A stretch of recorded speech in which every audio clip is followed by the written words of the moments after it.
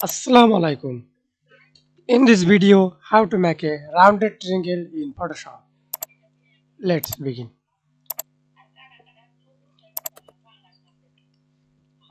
Select polygon tool, fill color,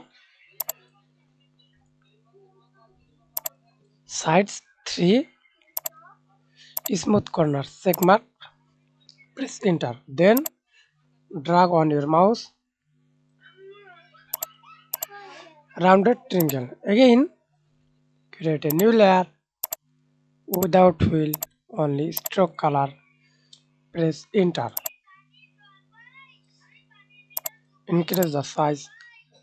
That's it. Thanks for watching video. Please subscribe to my channel, like, comment, share.